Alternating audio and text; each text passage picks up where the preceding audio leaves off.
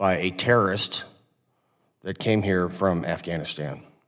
Her sacrifice and his struggle will not be forgotten, so please join me in a moment of silence.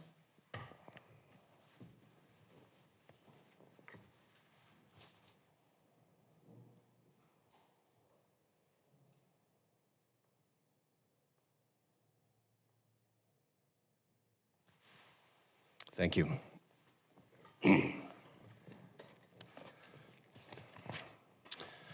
I want to thank our witnesses for being here today to discuss ways to strengthen America's workforce with one of the best populations of Americans. Those are veterans. They know where to be, when to be, and what uniform to be in, and they're not on drugs. The purpose of today's hearing is to examine how the Department of Veterans Affairs provides opportunities for veterans to explore non-traditional education, whether that be through apprenticeship, on-the-job training, or the Transition Assistance Program. And I look forward to continuing the nonpartisan spirit of this subcommittee, along with Ranking Member Mr. Pappas, great to see him after Thanksgiving, to ensure that the VA is working in lockstep with today's job market to meet the needs of today's veterans. Unfortunately, the Department of Labor was unable to come here today because the Senate has continued to slow walk the confirmation process of President Trump's appointees, and I encourage them strongly to just get these people in place. This is not a political issue. We need our political leaders in the executive branch to be able to execute the programs that we write for them. Last Congress, the Biden administration DOO vets consistently failed veterans. We had multiple hearings about that. By the end of the Congress, their employment statistics were worse than a regular American job center. This committee must hear how DOO vets is going to turn it around, and I look forward to having Mr. Workman testify shortly after he's confirmed. On this note, we had a rather contentious meeting with Mr. Tim Cummings, who is in place now, and I'd like to apologize to him for getting a little senior chiefy on him, which I did. And I have the utmost confidence in Secretary Chavez-DeRemer and also Secretary Collins to work this out for the betterment of the veterans. That's very important for all of us, and we do understand that's the higher purpose. This hearing is not only getting these VA programs back on track, but also to note the importance of shoring up American manufacturing as a national security issue. I also serve on the House Armed Services Committee, and I can't tell you enough how badly America needs to re-energize defense manufacturing so that we're always ready for today and tomorrow to defend our way of life. One of the best ways to do this is to show these companies that have jobs available that there are thousands of veterans ready to fill them. Many veterans use the GI Bill within a year of transitioning out of the military, oftentimes as a fallback option when they do not know what their next mission is. And veterans using VA's OJT and apprenticeship programs are able to supplement their income with both the living stipend payment from the VA for their post-9/11 GI Bill benefits as well as wages from their employer while they are enrolled in these VA programs. At the end of their training program, they're able to step right into a beneficial career. I don't know of many major programs at institutions of higher learning that can promise a job at the end of their programs. This promise of employment through the apprenticeship training is what makes the VA program so special and can help combat underemployment and suicide in our veterans population. In VA's most recent annual benefits report, the number of veterans using their post-GI Bill to pursue OJT or apprenticeship continues to decline. In 2023, there were only 1,008 apprenticeships and 776 OJT participants, representing less than 1% of the post-GI Bill population. With some states having 0 individuals participating in this program, we're spending around $241 million a year on administrative expenses, which include staff salaries and counseling services for such a low success rate, and that's just pathetic. I mean, that's just got to stop. The number of veterans in this program and our administrative spending are concerning, especially given the evolving needs of today's workforce in the 21st century. This Congress, my subcommittee has championed key legislatives regarding VA's apprenticeship programs. My bill, H.R. 982, the Warriors to Workforce Act, would increase the monthly housing allowance that a veteran pursuing an apprenticeship or on-the-job training receives during a 6 to 12 month from 80 to 90%. Additionally, Representative Barrett led a bill that passed the House, H.R. 3055, the Transport Jobs Act, which would connect military veterans with supply chain employment while helping veterans secure careers that put their skills and expertise to use. And my friend from Arizona, Representative Subcommittee, has an important bill, H.R. 1458, that would expand GI Bill opportunities to get veterans into mechanical fields.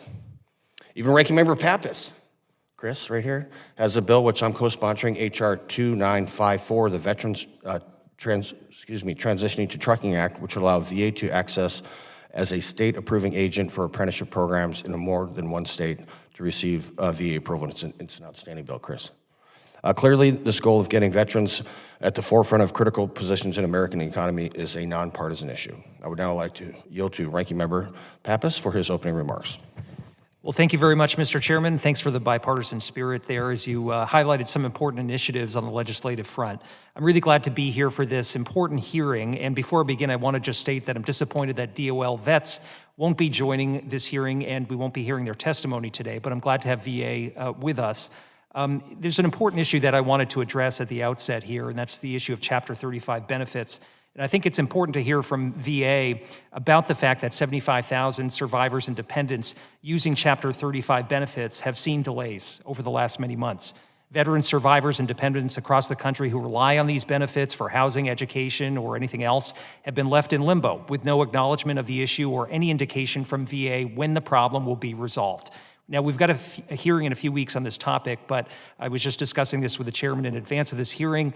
I'm hopeful to hear more from Mr. Smith today, that he can communicate an update in terms of what's going on, not just for us here in the room, but for the veterans, families, and survivors at home that have been waiting for their benefits for far too long. I'm respectfully requesting this because we're at the end of the semester, 4 months in. Beneficiaries haven't been able to receive payments and can't wait another 2 weeks to find out what is happening and what the status is.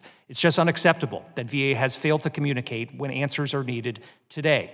We've been hearing from this in our office. To put a human face on this, I have a disabled veteran from Laconia, New Hampshire, who reached out to our office because his son's benefits were delayed a couple months at that point in time. Chapter 35 beneficiaries, they need to budget, they need to sign leases, pay for textbooks and food, and they need answers. So at the hearing in 2 weeks, I expect VA to send a prepared witness to directly respond to these challenges and to talk about the substantive specific information that can help us understand this situation. The witness should be a political appointee that will not pass the buck.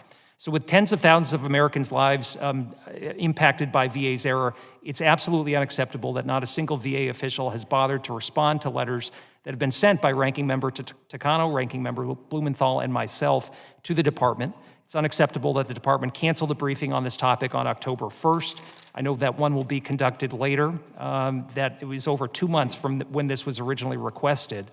And it's almost unbelievable that we found out that the impacted beneficiaries grew from 750 people to over 75,000 through the press. There was no communication from the department to the committee about this. So this isn't a partisan issue. We all have student veterans and survivors in our districts who have waited months for any information. And so in that spirit, Mr. Chairman, I hope we can work together on this and focus on getting the answers that our constituents deserve.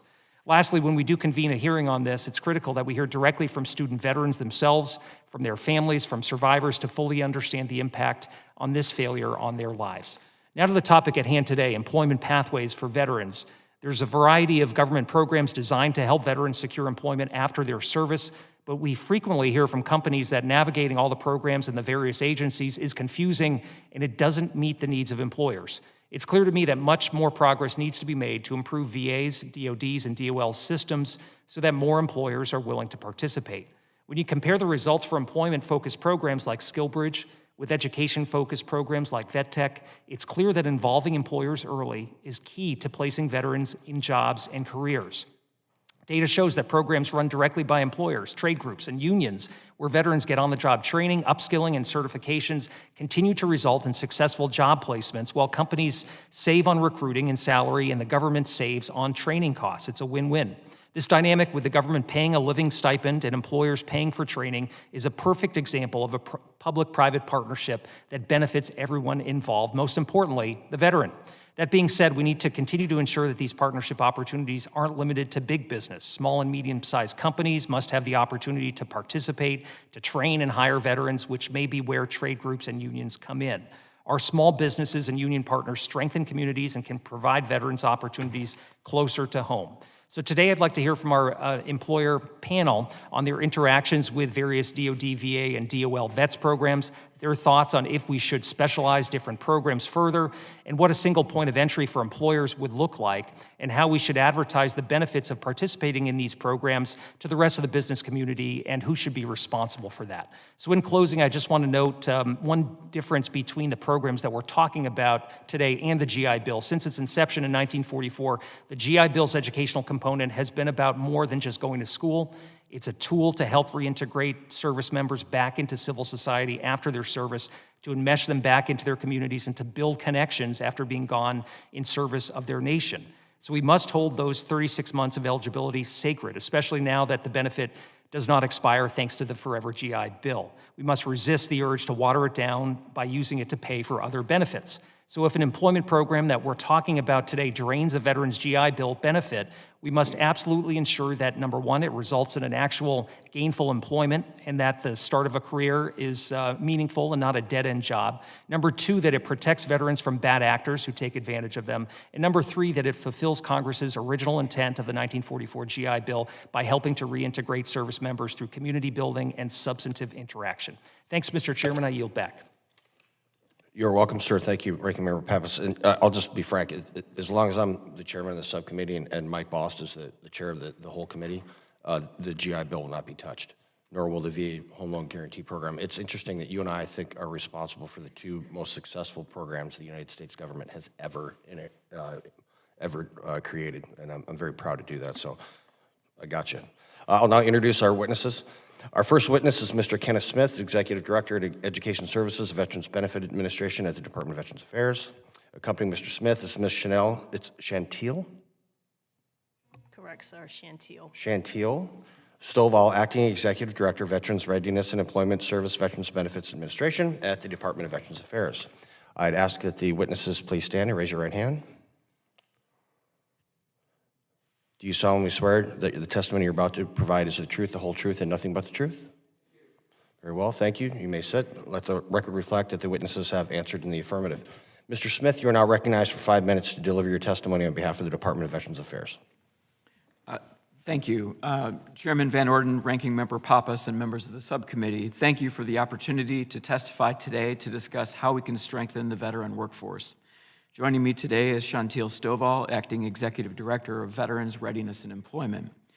We're honored to speak with you about how VA is supporting veterans as they transition from military to civilian life, especially through vocational rehabilitation, non-college degree training, and employment-focused programs. Transition support begins early.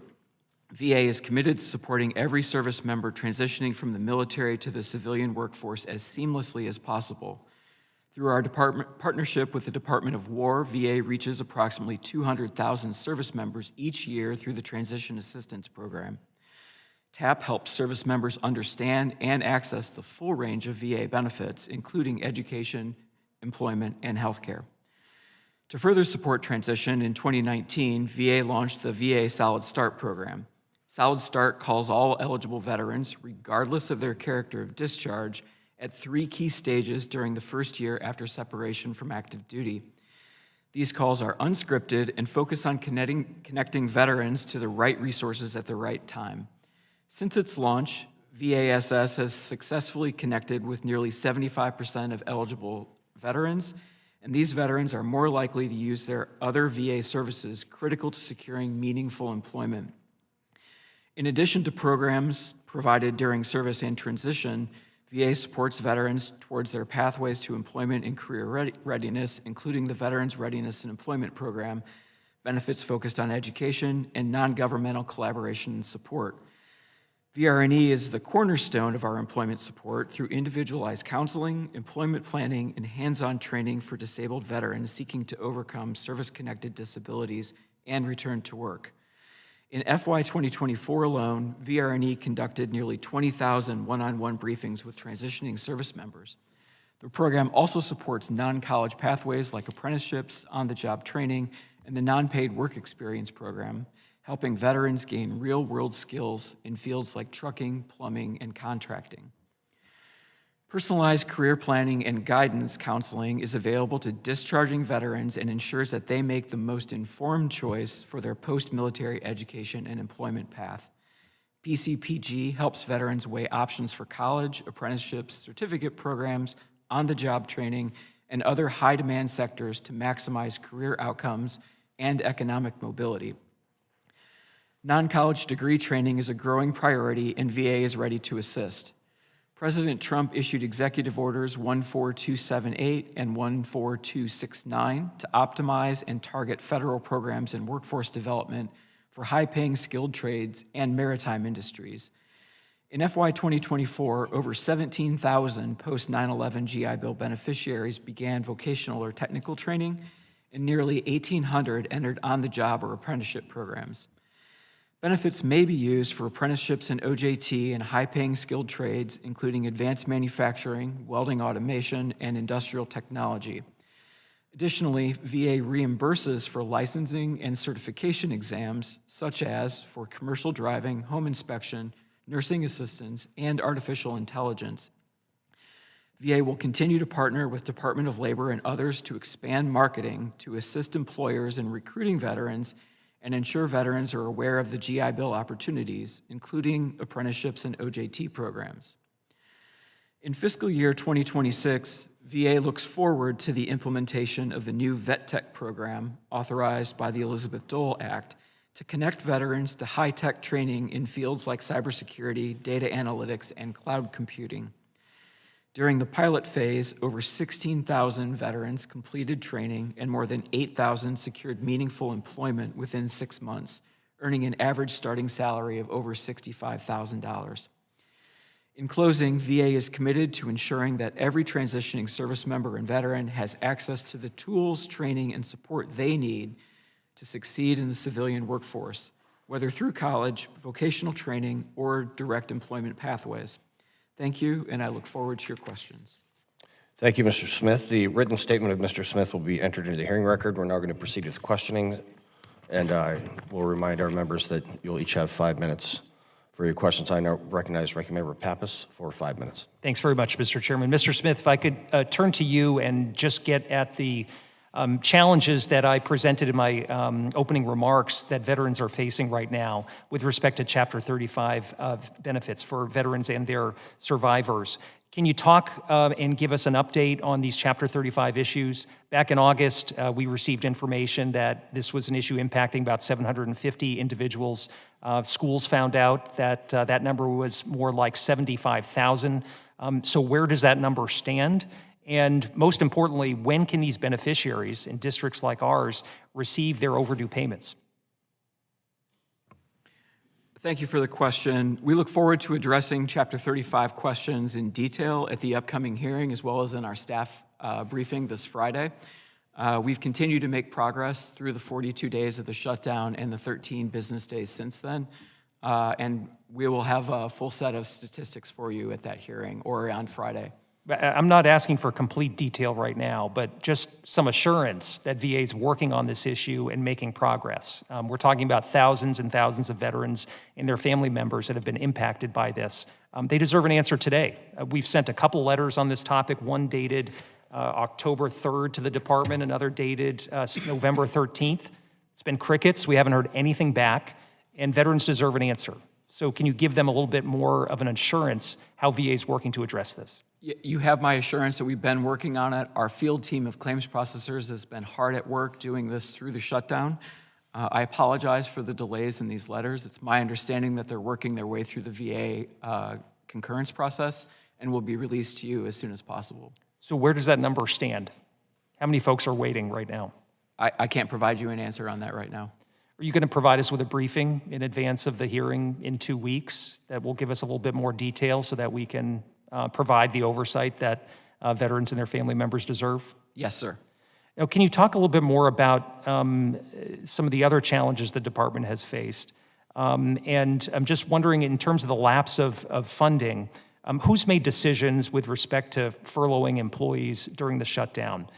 Is it your understanding that the White House's guidance during the lapse in appropriations was that employees supporting government-funded programs, including mandatory programs, were to be essential and working during the shutdown?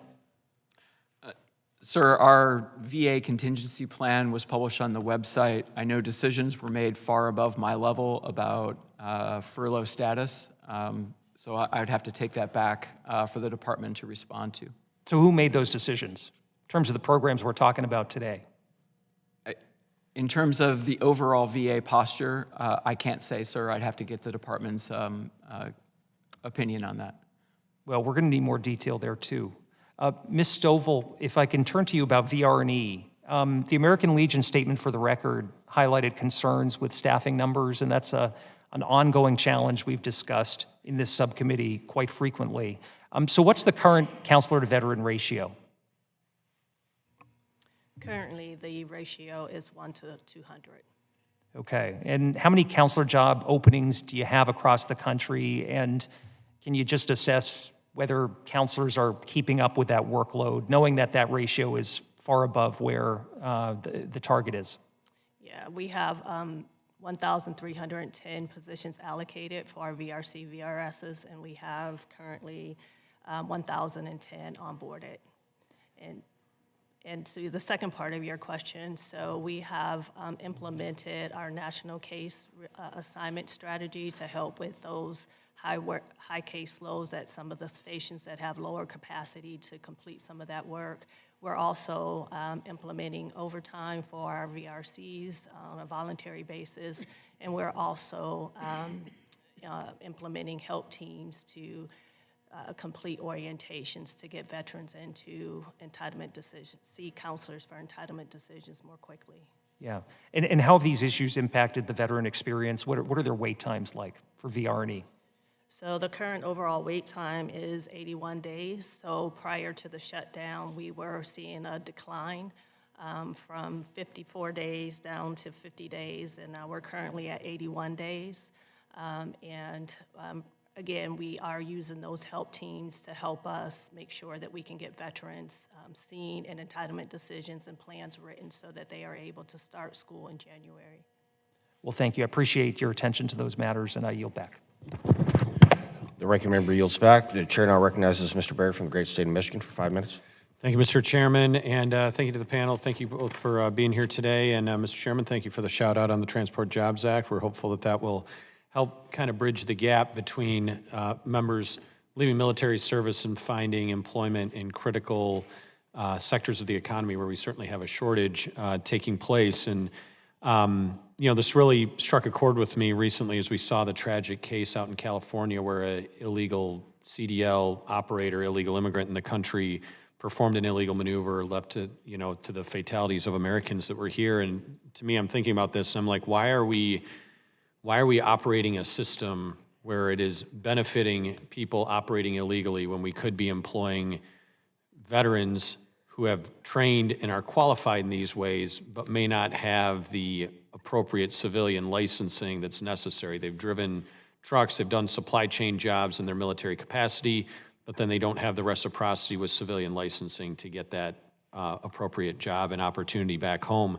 One of the original reasons, the very first reason I was motivated to run for office a decade ago, I came home from the Army and I saw that a whole host of my battle buddies that I had served with were really struggling to find opportunities in Michigan at the time. And we were leading the country. We were the second overall state in the nation for veteran unemployment rate. This is back in the 2015 timeframe.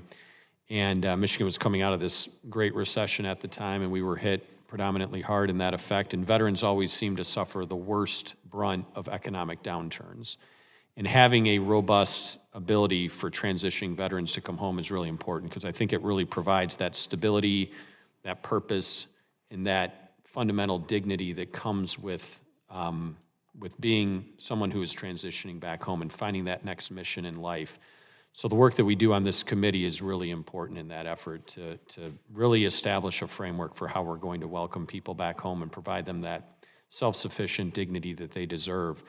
I had a few questions for you about some of the shifts that we've seen within the economy away from maybe some of the traditional four-year degree programs and into other skilled trade or other skilled professions and things like that. And I'm curious if you can give us any insight why we've still seen an overwhelming preponderance of people going into the traditional four-year degree fields and less inclined to go into the trade opportunities that may be a better fit for them based on their skills that they've acquired in the military.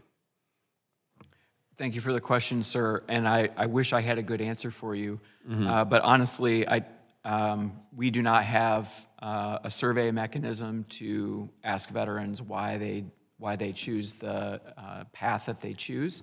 That would certainly be something that we. Do you think it has anything to do with the reimbursement rates and what they can qualify for under a 4-year program versus a trade opportunity, the apprenticeship programs, and some of the just, I guess, reimbursement and other value ability of some of these programs that are available to them? It could be. There are a number of instances where if you look at a 4-year, what we pay for a 4-year college degree, the total package value would be much higher than for a non-college degree or an apprenticeship program. Okay. And then I know I actually was in Michigan a few weeks ago in my district and met with the man who runs this group, Workshops for Warriors. I think he's actually testified in front of this subcommittee last Congress. And he told me that there is a cap. He runs a trade program, a skilled trade apprenticeship type program that gives certification to veterans, things like that. I think he told me there's a cap for an institution of how many of their students can receive GI Bill and other veteran benefits. Is that true, that there's a limitation there for institutions? There is a statutory requirement for 85%. It's an 85-15 rule, up to 85% supportable through government programs. Is there a waiver available for that, or would that need to be provided in law? Yes, and I'm sorry, I said that backwards. 85% non-funded, 15% funded. We can give a waiver to allow someone to exceed 35% as well. So that waiver opportunity is available. Thank you. Appreciate it. With that, Mr. Chairman, I'll yield back with 10 seconds to go. The gentleman yields. The chair now recognizes Mr. Kennedy from great state of New York. Thank you. Thank you all for being here. Your testimony. The GI Bill is a sacred promise that helps veterans pursue education, transition into civilian life, and provide for their families, including the survivors and children of those who have sacrificed everything. Our responsibility on this committee is to ensure that that promise remains strong. A recent negotiated rule from the Department of Education on loan limits for certain advanced graduate degrees has raised serious concerns, especially for veterans pursuing fields like nursing, education, physical and occupational therapy, social work, and many other advanced degrees in healthcare, particularly, but not exclusively. And these are students and veterans who rely on both GI benefits and federal loans to cover the full costs of their programs. We need answers about delays as well on Chapter 35 benefits for survivors and dependents. The VA has not responded to congressional inquiries, and recent staffing cuts affecting payment processing is certainly troubling. And these issues require immediate attention. And the delay is beyond concerning. It's infuriating, quite frankly. Mr. Smith, countless Americans, including future nurses, therapists, and other essential healthcare providers, are worried they may no longer be able to complete their graduate professional degree programs under the Department of Education's rule that restricts access to federal loans for certain healthcare professions. Veterans relying on GI Bill benefits deserve immediate clarity. Is it your understanding that GI Bill coverage for professional degree programs like nursing, physical and occupational therapy, and others will remain entirely separate from and completely unaffected by the Department of Education's draft rule? Thank you for the question, sir. I'm unaware of the details of the Department of Education's draft rule, but we do pay benefits up to the annual max amount set by Congress for private schools. For public schools, there is no limit, and as well, the Yellow Ribbon Program allows veterans to, allows schools to match 50% to exceed that the max cap that is set each year. The rule that was passed in the Big Ugly Bill, it cuts the ability for a student in half to achieve their federal loan need. My question is very simple. Will that impact our veterans who also rely on the GI Bill?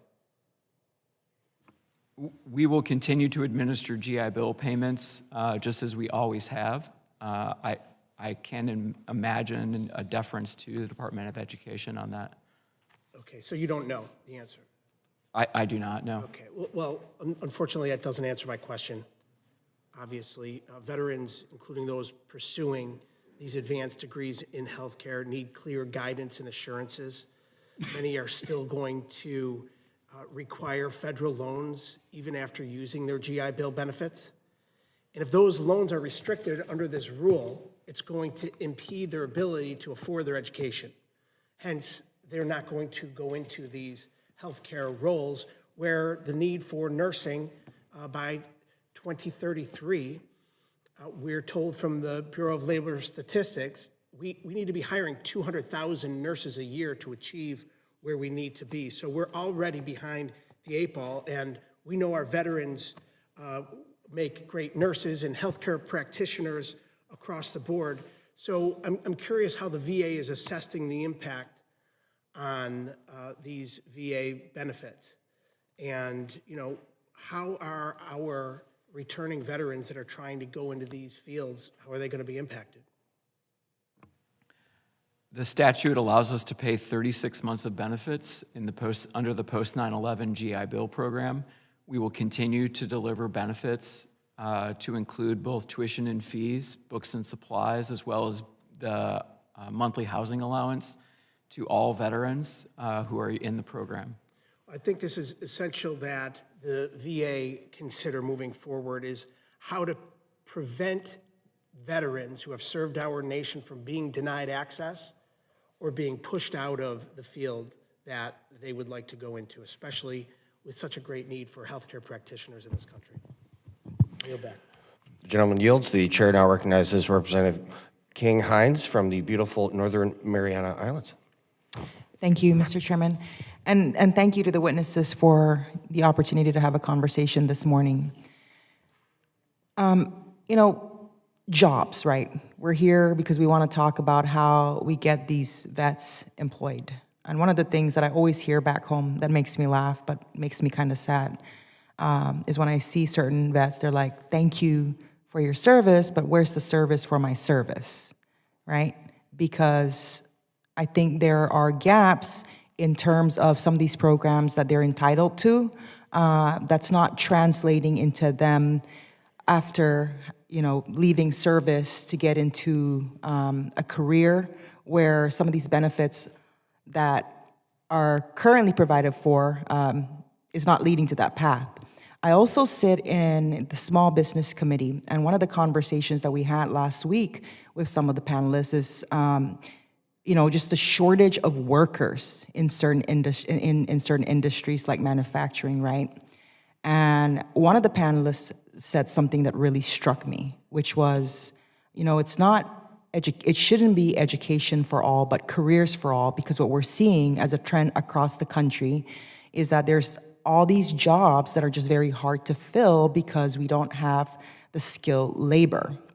And so I'm listening to the conversation that we're having about the GI Bill and, Rep. Barrett's question with regards to the amount of benefits that are given for four-year degree programs versus these technical trade schools types of programs that are available.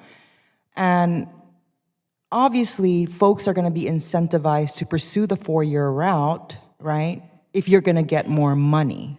And so how do we look at that gap and create an opportunity where trade school education has the same value as a four-year degree within the system? And it's an open-ended question to both of you. Thank you for the question. I think we're certainly willing to help Congress, and we can meet with you as well as with employers and other stakeholders to have that conversation about the policy issues and how to resolve those through new statute. Did you want to chime in, Ms. Stovall? So I would say in my short 4 months that I've been in this position, it has been rather exploratory. And so I do know that we have some areas where we can focus more on employment, and that is one of the areas that I'm looking to improve.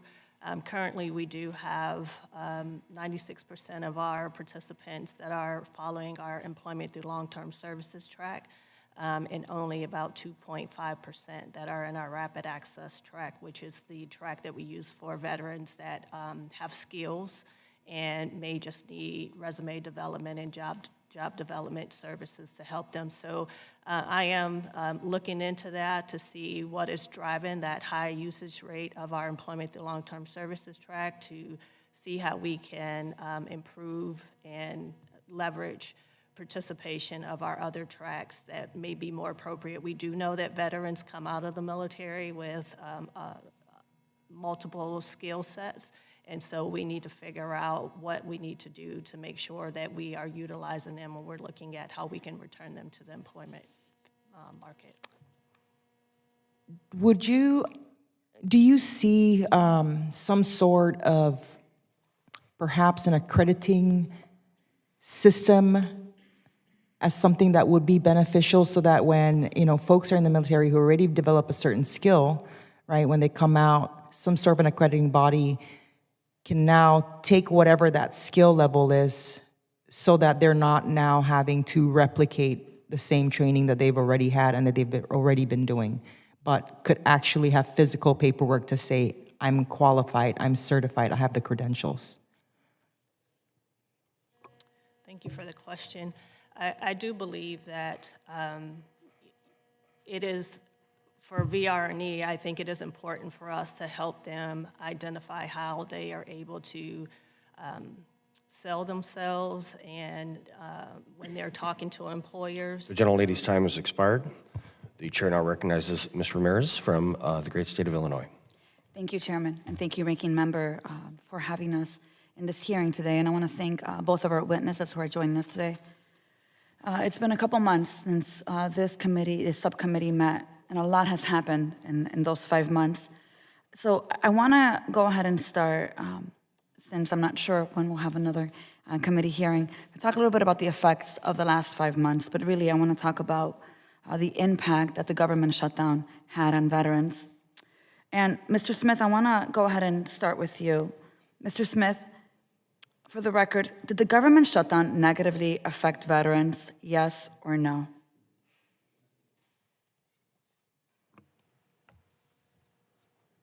Yes. Thank you. Yeah, and just for the record, I appreciate you answering honestly here. 1.2 million veterans were at risk of losing SNAP benefits, as you know, and more than 75,000 veterans and their family members had their tuition and housing payments delayed after the software problem stopped the automated delivery of their benefits. We also know that 56 VA regional benefit offices were closed to the public, and more than 16,000 service members preparing to leave the military were unable to receive the VA transition briefings. So, Mr. Smith, recognizing that you saw the impact, did the government furlough any veteran employees at the VA, yes or no? Did we furlough? Did you furlough any veteran employees at the Veteran Affairs Department? I'm sure we did. Yeah, you did. According to the VA press release, 37,000 VA employees were furloughed, and estimates that are about 120,000 veterans that work for the VA also were impacted. So it's likely that many veterans were furloughed. Mr. Smith, did the government shutdown have any negative impact on veterans trying to access educational benefits like the GI Bill hotline or the VR&E counseling case management? Yes or no? The education call center was closed during the shutdown. So it was impacted. Okay, so just for the record, I just want to make sure we note this, since we have not met for the last 5 months, and this shutdown by the majority really had an impact. I want to make sure I put this on the record. More than 900,000 veterans were unable to get assistance from the GI Bill hotline. More than 100,000 enrolled veterans did not get their veteran readiness and employment program counseling or case management services. And by October 30th, there was a backlog of new applicants for the program of more than 61,988 applications. I want to make sure I put that on the record. I also want to state that I was extremely frustrated that my staff were working around the clock every single day, and they were unable to connect with a congressional liaison when they were attempting to advocate on behalf of the veterans that I represent. The secretary directed leaders and staff within the VA to use congressionally appropriated funds to send these politically charged messages to veterans and congressional staff about the shutdown, which I think is a clear violation of the Hatch Act, instead of trying to work with us to try to help them. So I want to make sure that I note this, because the shutdown may have ended, but the impact is still there. With that, the last minute and a half I have, I want to talk a little bit more about workforce opportunities here. Access to a quality education is one of the promises we made to veterans, and we must deliver. The vet tech is now drowning on GI Bill benefits, yet VA's own data shows that the vet tech's employment rate is only at 49% within the 180 days of program completion. So, Mr. Smith, when VA's own data shows that the vet tech fails to lead to employment for more than half of participating veterans, isn't restoring their GI Bill benefits essential so veterans are not stuck paying the price when their training fails to yield gainful employment? Thank you for the question. Based on the statute and design of the vet tech program authorized by the Elizabeth Dole Act, if there is no remaining entitlement, the veteran is allowed to train without cost. So they are allowed to enroll and pursue the vet tech program, and then they are charged entitlement if they do have remaining entitlement. And yet, half of the participating veterans are not getting their restorated GI Bill benefits. So I just want to make sure I note that, because the purpose is to be able to help them get gainful employment. And that's why, I think some of us have been working the last few years. I have 10 seconds left, Chairman. And I worked on the Student Veteran Benefit Restoration Act, and I'm going to be reintroducing it. And it'll be really important for us to work bipartisan the way we did before to make sure this bill finally passes. With that, I yield back. The gentlelady yields back. The chair now recognizes my great friend, Mr. Juan Ciscomani from the state of Arizona. Thank you, sir. Thank you, Chairman. And thank you all for the witnesses here for being here as well to testify about this important topic. As our country continues to face shortages in key industries like electrical work, trucking, manufacturing, and energy, this committee must ensure that veterans are made aware of every pathway to a meaningful career. In a recent survey, more than 70% of veteran readiness employment participants of the VRE enter into an undergraduate program, where about 3.5% entered into a vocational or technical program, and participation rates for on-the-job training remain especially low. Given the robust wages and impressive employment outcomes associated with these programs, it's clear that significant improvements in outreach are needed.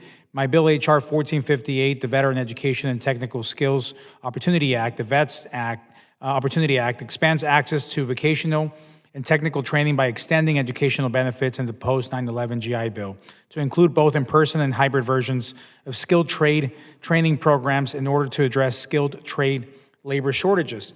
Today's hearing is an opportunity to learn how the VA is refocusing on all educational pathways, degrees and non-degrees, and the best ways we can assist veterans in obtaining high-paying jobs and strengthen the American workforce and the shortages associated with that. So I want to start off with a question here regarding the Dole Act.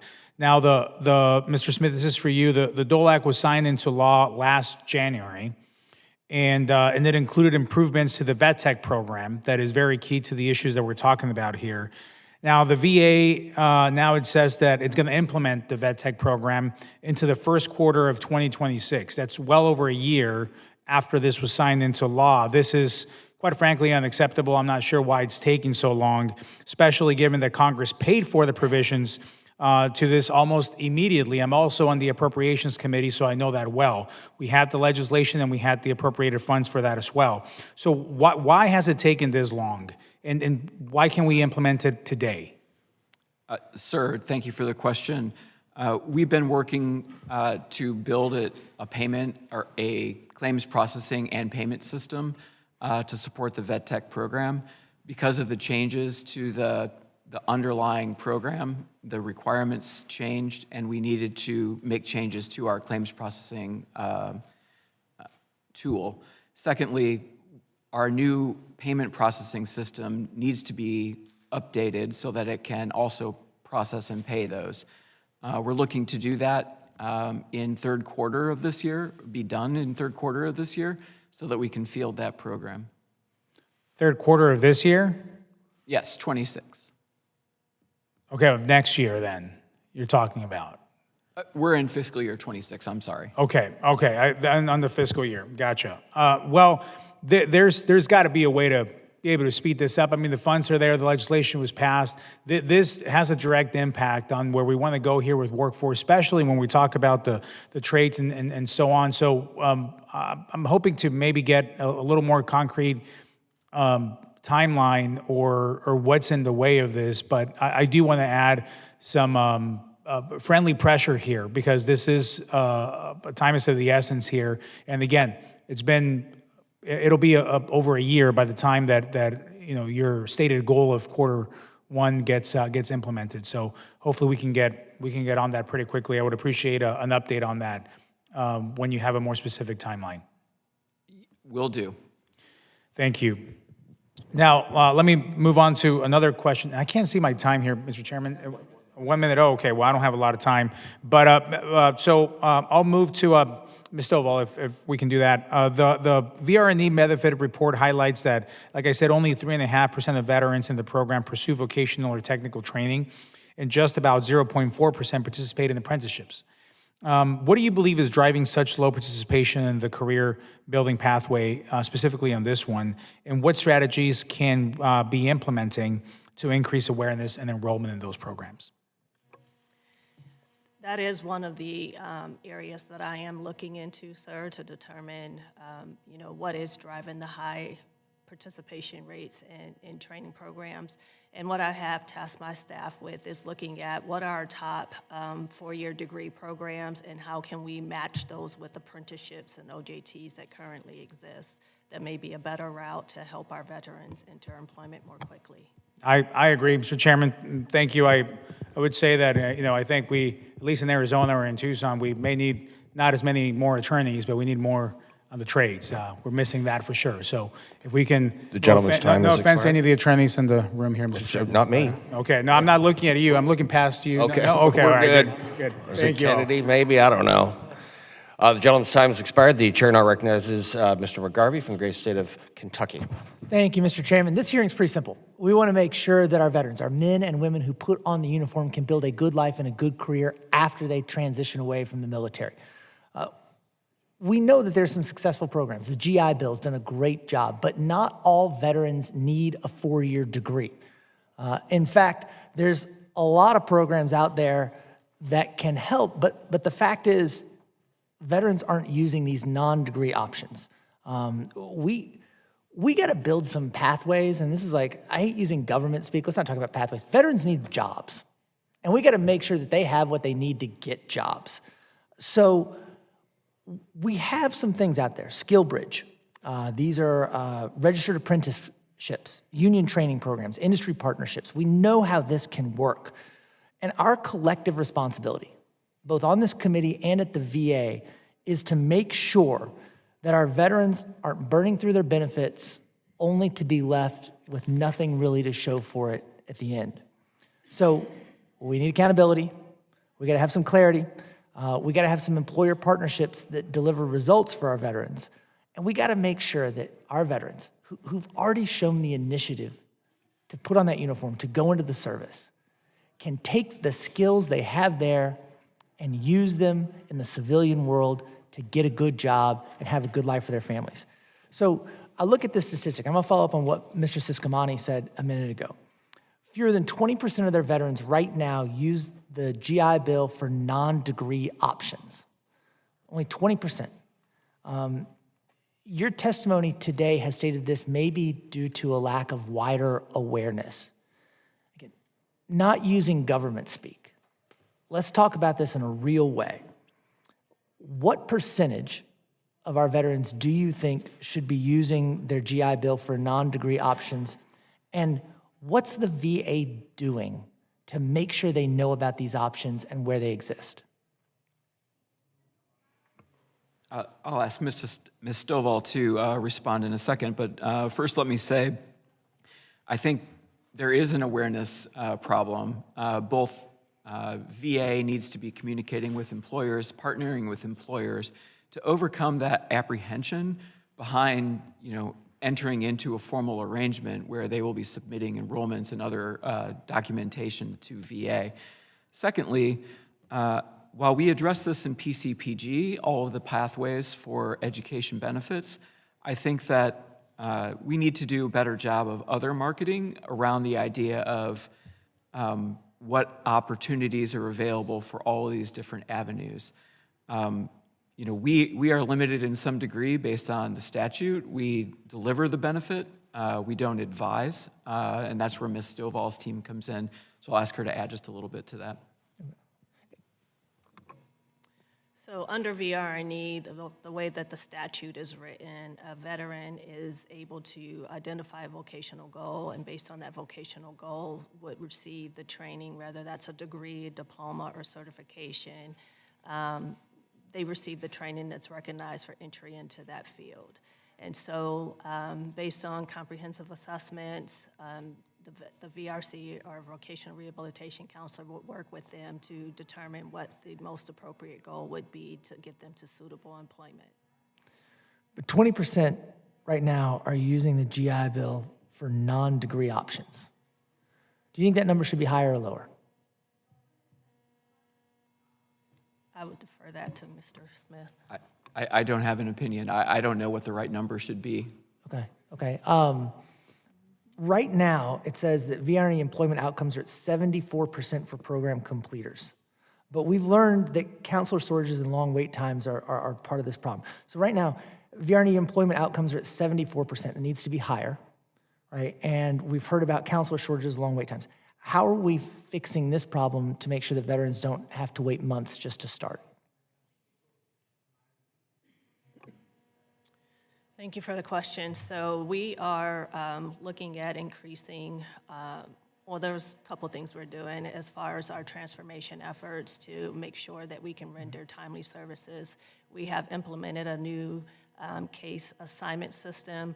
We have, actually, I forgot to mention it earlier, but we do have 91 FTE that we will be onboarding this month to help with fill those vacancies. And we're also continuing to use some of our help teams to assist with backlogs.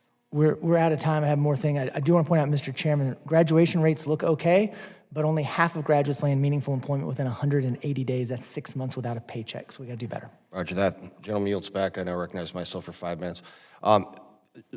Part of this issue is back in the 1970s, for some reason, everybody thought that every single American needed to go to a 4-year college.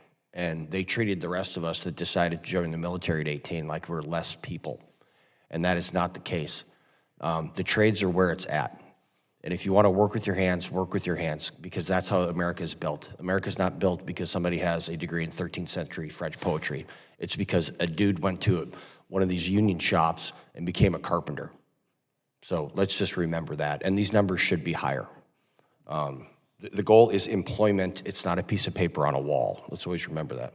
A lot of these things, I think, my colleagues are concerned about. I am too, and I think we need to look at making sure that our TAP program addresses this more, that we educate our folks getting out of the military about the trades, show them that, you can make an exceptionally good living by being a tradesman.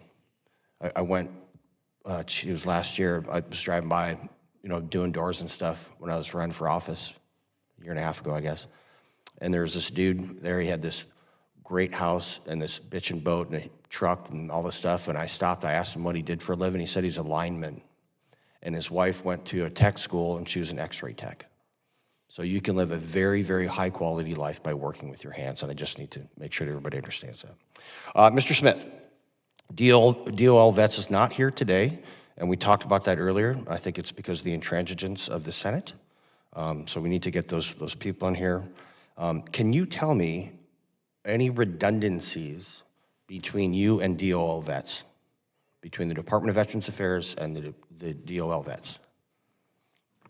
I don't believe there's any redundancy. We certainly partner with DOL vets, and we leverage their registration process for apprenticeships, and we then accept them, we deem them as approved. The state Mr. Smith, you guys have similar workforce programs, homeless programs.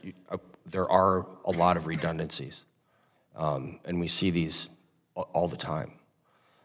Can you tell me, like, all these processing things that we have going on, it just seems like it's taking a long time. Do you guys use any type of innovative technologies to accelerate the process of registering? So we've got a shortage of our counselors. What type of automated processes are in place to help speed along all of these functions?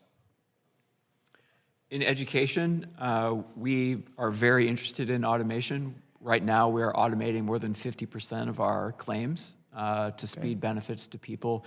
Mostly, or benefits are actually delivered in less than 15 minutes. So you can apply for a certificate of eligibility and, in a matter of minutes, know that you're eligible to use your benefits for any number of programs. Then it takes, what, 81 days, ma'am, to get rolling, is that right? 81 days in reference to Didn't you say it takes 81 days to get these things done for wait VRNE? time. The wait time. the wait time, correct? So if it can be automated in 15 minutes, Mr. Smith, why does it take 81 days for completion? So that's on the education side, Yeah. to provide an entitlement determination for the GI Bill. Okay. Vocational rehabilitation has a different process that requires some additional work on the front end. Well, so I used VRNE, and I don't understand. I mean, you sit down and you fill out this battery of questions, and then you talk to somebody. I don't know why that takes 81 days. I mean, I simply don't understand that. So we have, with our new case management system, Readiness and Employment System, or RES, we have been able to automate the eligibility process. Yeah. And so with that has reduced the wait time for a veteran to be seen by a case manager for an entitlement decision. Yeah. We got a bill through the House that lowered the education requirement for these counselors. Used to have a master's degree for this, but I do not mean to disparage the folks that are doing this job, but it simply is not that complicated. And more automation, more better. So we just have to get over this institutional inertia that is the VA and focus on the veterans. And I know that you guys are doing that pretty well. So with that, I yield back, and we will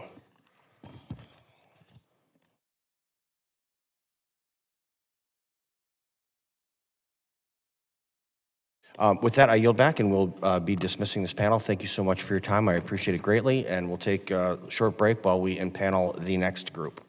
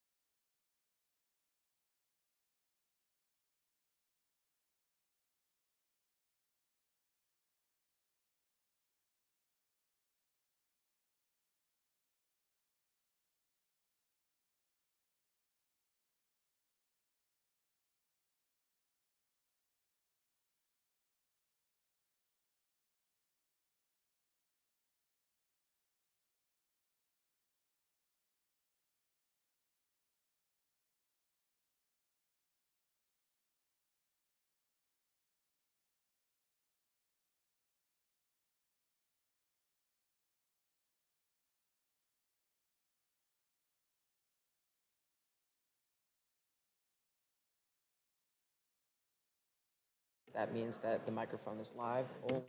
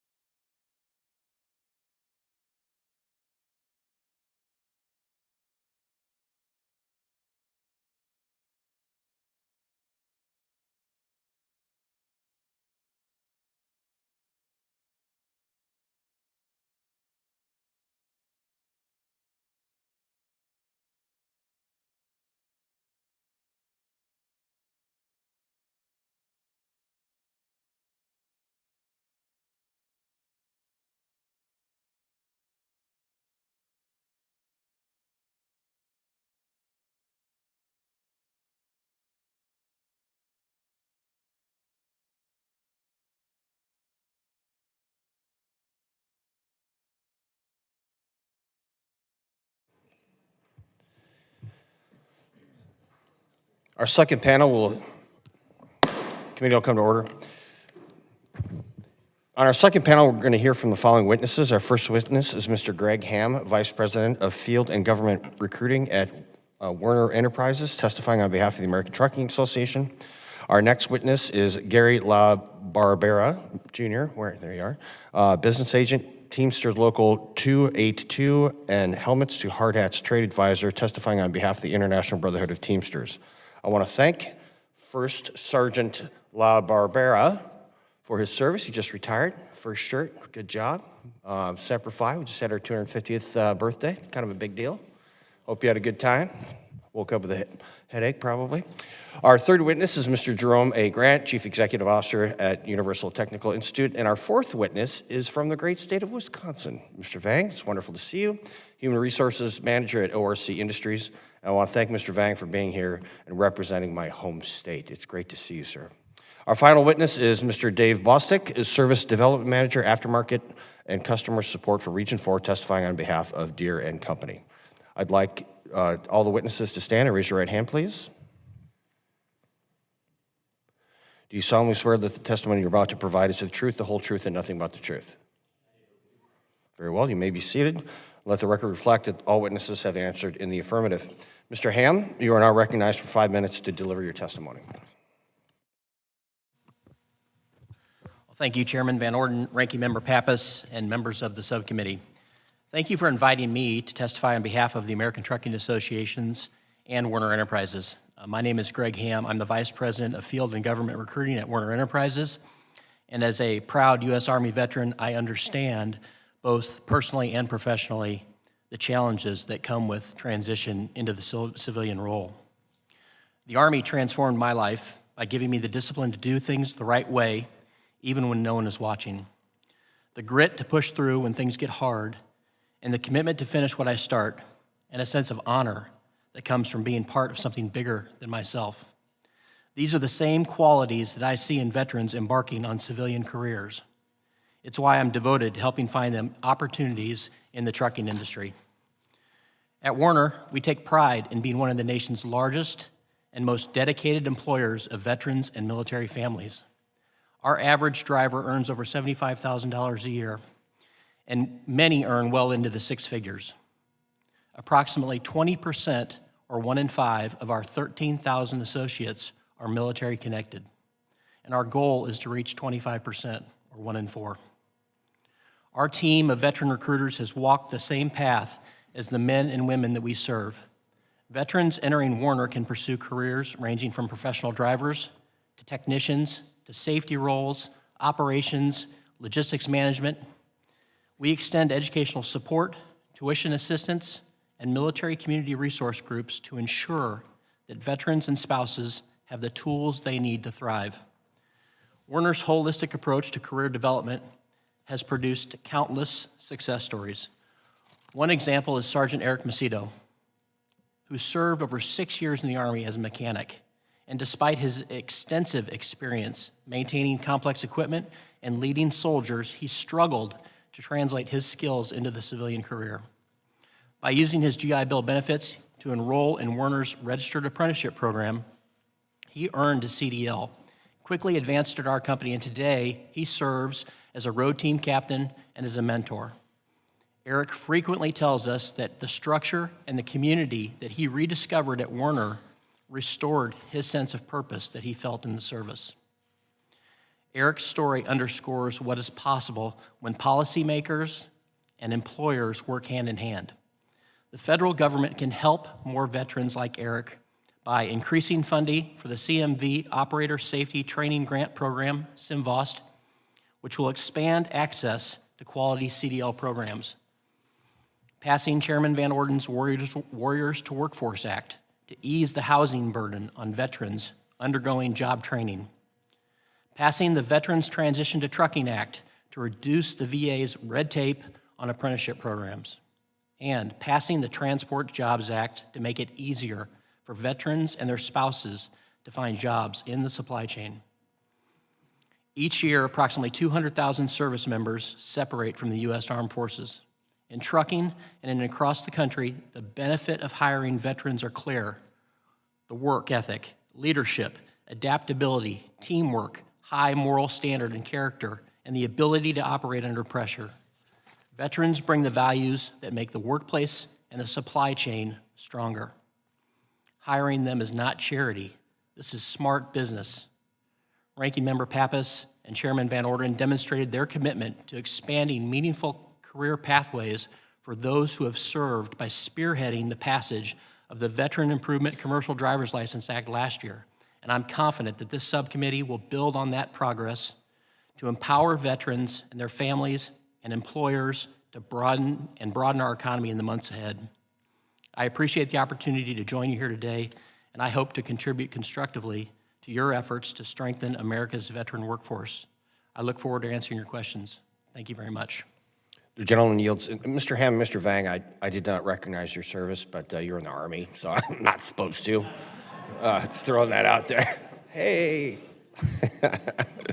Sorry, that was for you, for sure, for certain. I now recognize Mr. LaBarbera Jr. to deliver his opening statement. Thank you. Chairman Van Orden, Ranking Member Pappas, and members of the subcommittee, thank you for the opportunity to testify today on these critical issues. My name is Gary LaBarbera Jr., and I currently serve as a business agent for Teamsters Local 282 in New York City, as well as the Teamsters Trade Advisor to Helmets to Hard Hats, working to create employment opportunities for veterans working as Teamsters in the building and construction trades. I retired from the Marine Corps Reserves in 2023 as a Company First Sergeant, Company A 125, following 2 deployments for OIF and 1 for OEF. My experience is also one of a successful transition from military service to civilian union employment. Following my first deployment, I obtained my commercial driver's license and began driving a truck while serving in reserve status. Following my second deployment, I began my career as a Teamster in Local 282, driving trucks in the heavy construction industry in New York City. In total, the Teamsters represent 1.3 million members, including tens of thousands of veterans, currently serving reservists and military spouses, and we appreciate the subcommittee's attention to this issue. We appreciate the committee's long-standing bipartisan efforts to improve the lives of veterans and to ensure that when they transition, they can access careers that allow them to take care of themselves and their families. It is my hope that from today's hearing, that the takeaway I can leave you with is the role that the Teamsters have and continue to play in securing employment for veterans like me, thousands of current members, and future transitioning veterans. As I mentioned, I am the Teamsters representative to the Helmets to Hard Hats program, which provides opportunities within registered apprenticeship programs and careers in the unionized building trades, and has connected nearly 55,000 veterans to good-paying careers since 2003, 13,000 of which over the past 5 years. We're able to achieve this through many partnerships with trade unions, employers, Department of Labor, and many others. I have worked with countless veterans, connecting them to locals, training centers, and employers, affording them opportunities to begin well-paid careers as Teamsters in the construction industry. I have also had many discussions with our locals and training centers who are committed to aiding our nation's veterans and seek them out while looking to grow their workforce. I view this program to be a model of how labor can play an essential role in securing good jobs and careers for veterans. The Teamsters' efforts in this area have been significant and wide-reaching. Over the years, our airline division membership realized that we were failing to transition military aircraft mechanics into civilian service. While we counted many veterans among the Teamster-represented pilots, we didn't see this among the nearly 10,000 aircraft mechanics we represent, largely at United Airlines. We led an effort to streamline the process in the FAA reauthorization bill, which the Federal Aviation Administration is currently working to complete.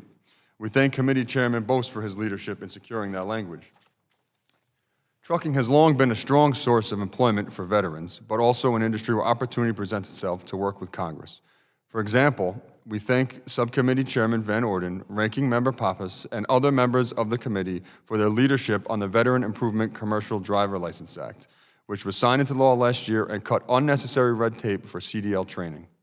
Uniquely, Teamster locals across the country also operate our own free or no-cost CDL training programs, which frequently work with transitioning veterans. Our programs graduate highly skilled drivers with pathways to stable and well-paid employment. The Teamsters are very interested in expanding our programs and searching for ways to do so in conjunction with Congress. For example, through a large expansion of the Department of Transportation's Commercial Motor Vehicle Operator Safety Training, CMVOST, competitive grant program. Last year, the program received less than $4 million in total. By increasing the funding for this program substantially, Teamster locals can secure these available funds to expand existing programs, increasing offerings, and open new programs where they currently do not exist. I should also note that the program is a perfect fit for today's discussion. The law already creates preference for programs which serve veterans, a requirement we strongly support. We are prioritizing expansion of CMVOST in ongoing surface transportation reauthorization discussions and hope for your support as negotiations on that bill continue. Finally, we know that members of this subcommittee and the full committee have put forth numerous proposals on veteran employment and will continue to do so. The Teamsters are fully committed to working with all members on this shared goal, and it is our hope we can both work with you on advancing those priorities and that in shaping proposals, programs, and new initiatives that you consider the ability of the Teamsters to be a partner in those efforts. We are proud to represent the greatest range of industries and occupations of any labor organization in this country and have a demonstrated track record of commitment to our nation's veterans. I appreciate the opportunity to testify before you today and look forward to any questions you may have. Thank you, First Sergeant. Both your and Mr. Ham's written testimony will be entered into the hearing record. The chair now recognizes Mr. Grant for 5 minutes. Chairman Van Orden, ranking members of Pappas, members of the subcommittee, thank you for the opportunity to speak to you today. It's an honor to speak with you about something that's core to our work and essential to our nation's future, creating strong, reliable, high-wage career pathways for America's veterans. My name's Jerome Grant, and I serve as CEO of Universal Technical Institute, which includes UTI and Concord Career Colleges. Across our 32 campuses, we focus entirely on hands-on, career-focused education in fields that keep this country running: automotive, diesel technology, aviation, welding, electrical, and energy trades. And on the Concord side, nursing. dental professions, respiratory therapy, surgical technology, and other critical healthcare fields. Last year, we educated more than 3,300 veterans and military-affiliated students. Veterans are not a subset of our population. They are central to our mission. They bring discipline, maturity, problem-solving, and leadership that elevate every classroom they're in. At UTI in Concord, we've built a support system around them, dedicated admissions, financial aid counselors, trained on VA benefits, military scholarships, salute to service tuition reductions, career coaching, and veteran recognition ceremonies. Our measure of success is straightforward. 4 out of 5 of UTI's graduates are employed in their field of study within a year. Our success is measured across the full employment cycle. We support graduates for life with placement assistance and continuing education that's complementary because, much like the military, they carry our name long after they leave ranks. And with new campuses opening, this impact will continue to grow. One of the most powerful examples of what works is our partnership with the Department of Defense through SkillBridge. UTI operates 3 on-base programs at Fort Bliss, Fort Bragg, and Camp Pendleton. Out of the more than 3,500 SkillBridge organizations nationwide, fewer than 200 operate on bases. Our SkillBridge programs offer free on-base housing for service members, guardsmen, and reservists coming from other installations. It also is open to dependents because we support the whole military family, not just the service member. We're honored to be among them.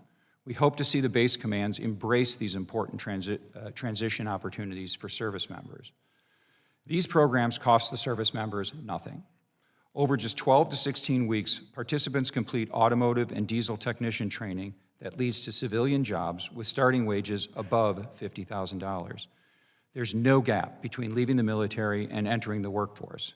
It is immediate, with life-changing impact, and we should be doing more of it.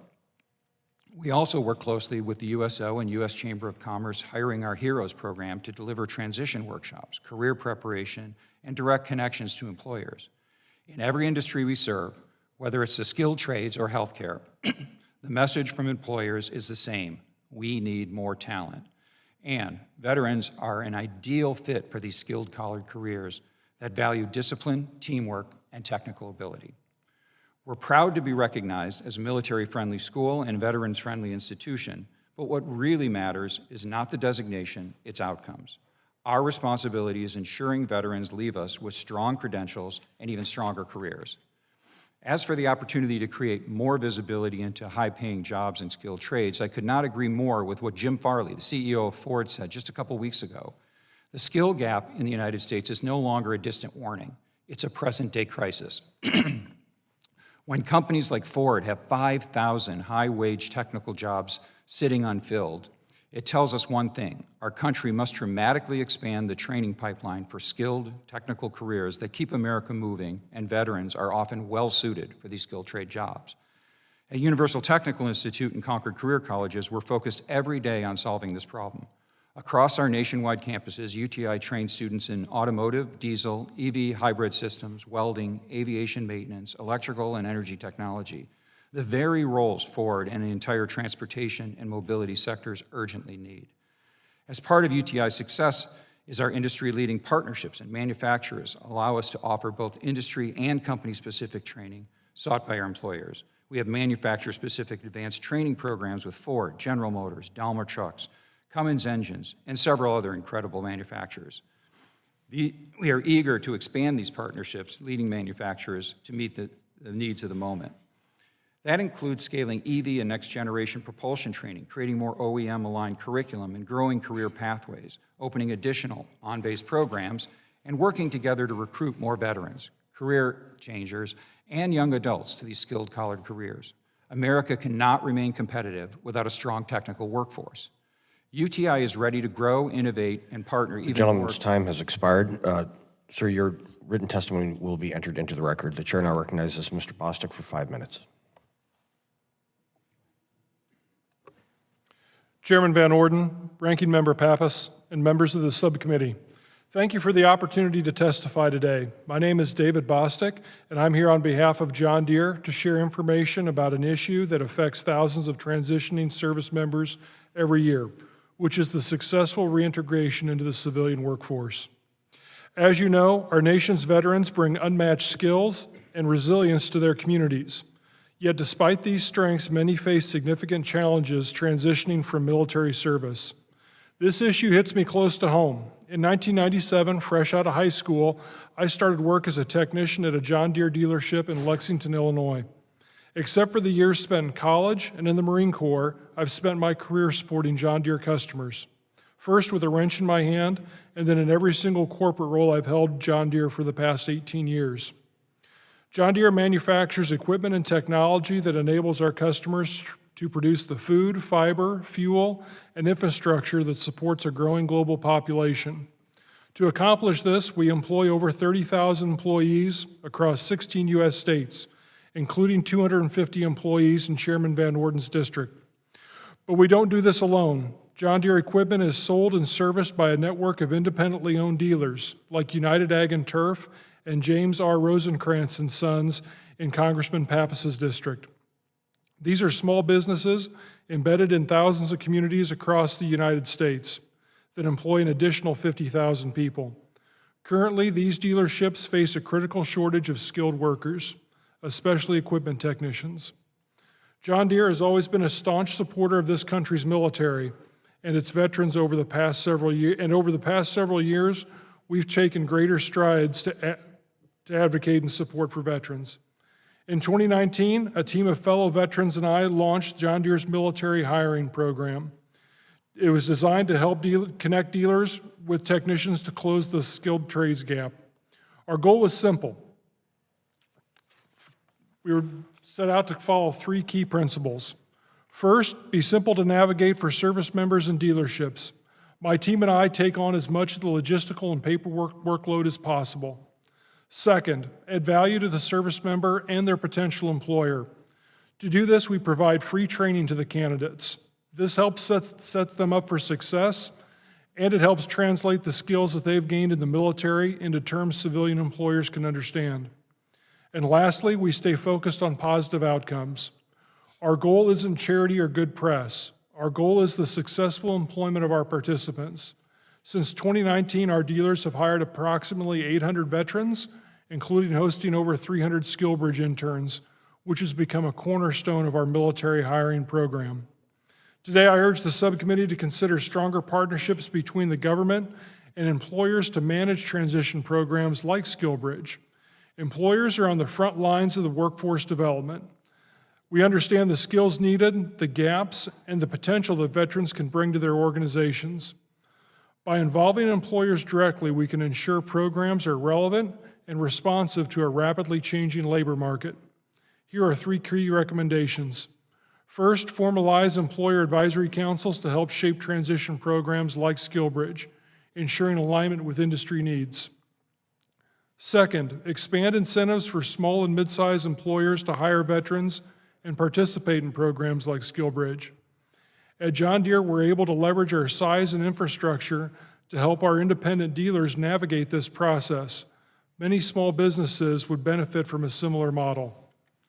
Third, create a centralized employer portal to streamline veterans' benefits, track outcomes, and share best practices across industries. Well-intentioned businesses often struggle to navigate the existing systems and connect with the right resources. In closing, I ask for your leadership to create a future where the government, veterans, and employers have a clear path to create positive economic opportunities. It's often said that the best recruiting tool the military has is a service member that becomes a successful civilian. Thank you for your time and commitment to those who've worn the uniform. The gentleman yields. Mr. Bostic, your written testimony will be entered into the record, and I'm going to throw a little Semper Fi to you too. Kilo Company, is that right? Yes, sir. Kilo 324. Okay, Al Anbar? Al Anbar? Yes, sir. Garden Spot, wasn't it? It was not at all. Yeah. The chair now recognizes Mr. Vang for 5 minutes. Before I say this, Mr. Vang, I've been to your facility, and it is remarkable. What you guys do there is life-changing for so many people. It gets not just the veteran side, I'm talking about some of the other folks that are there. They take tremendous pride in getting up and going to work. They're part of a community. They're supporting themselves and their family. And I want to personally thank you for changing the lives of thousands of people. It is just remarkable. So with that, sir, I yield to you for 5 minutes. Mr. Chairman, ranking members, members of the subcommittee, thank you for the opportunity to testify today on strengthening the veteran workforce through non-traditional career path in manufacturing. My name is Yang Vang. I'm here on behalf of ORC Industries, a not-for-profit manufacturer dedicated to creating meaningful employment opportunities, especially for individual with disabilities and for our veterans. Across the country, manufacturers are facing workforce shortage. National Association of Manufacturers estimates by 2030, up to 2.1 manufacturing positions will need to be filled. It is a readiness problem, it is an economic opportunity problem, and for our veterans in particular, a missed chance to connect people who are ready to serve and work that truly matters. One of the most overlooked part of the sector is cut and sew manufacturing. It is a highly specialized trade, but not unlike many fields, it does not require a 4-year degree. It does require training, discipline, precision, and the ability to show up every day to do the job right. When service member transitions out of the military, many of them are not looking for a traditional office job. They want to work, the work that they want is hands-on. They're used to being part of a team. They're motivated by mission and not a paycheck. They're exactly the conditions. These are the conditions, especially on a manufacturing floor, a shared mission, clear standards, and a culture where everyone's role matters. Unfortunately, significant barriers keep many veterans from considering these paths. First, there is an awareness problem. When service members go through transition counseling, manufacturing, especially cut and sew, is rarely presented as a high-value, long-term career. Many veterans simply don't know these jobs exist. We can change that. I urge Congress to ensure that career transitions, explicitly including pathway to manufacturing, including trades like cut and sew. The Department of Labor registered apprenticeship programs are powerful tools. We need to use it, we need to extend it, provide additional training, fundings, incentive for veterans in these roles. These will increase the pipeline. Secondly, there are constraints in the GI Bill that can be used. Many veterans need short-term, skill-focused training programs, not 2 or 4 years in classroom. Right now, it can be difficult to fully utilize the GI Bill. We need to condense training, stackable credentials in trades like cut and sew manufacturing, expand eligibility and flexibility. Third, the cost of training falls entirely on the employer. For a not-for-profit manufacturer like ORC and many other small, mid-sized businesses, the desire to hire and train veterans is there, but the margins are tight. Every dollar invested in training has to be carefully weighted. Congress can help by de-risking the investments, targeted training grants, tax credit, dedicated funding for veterans-focused apprenticeship and work experience program. ORC's mission is to employ individuals with disability while strengthening America's manufacturing base, including creating opportunity for veterans. Our cut and sew lines produce critical defense textile products. Veterans working on these products can see direct line between their work and the readiness of the next generation of service member. At ORC, employees receive an on-site training regardless of their educational background. We do not require a 4-year degree. We require willingness to learn, to work as a team, to meet with high quality standard. We promote from within. In closing, I want to emphasize 3 key points. First, cut and sew manufacturing, skilled trade more broadly, offers scalable, non-traditional career path for veterans that do not require a 4-year degree, but do offer dignity, purpose, and advancement. Secondly, better awareness of transitional programs, more flexibility. Third, when we do this, we don't just help veterans. We strengthen America's manufacturing capability or national readiness. We close critical work gaps, support domestic production of defense textile and other strategic goods, and demonstrate that this country still values skilled trades as a vital part of our economy. Thank you for your time and for your commitment to expanding opportunity for those who serve. The gentleman yields. Thank you. Mr. Vang, your Written testimony will be entered into the record, and for anybody that's wondering, in fact, everyone from the state of Wisconsin has the same tie. I know, right? It's kind of cool.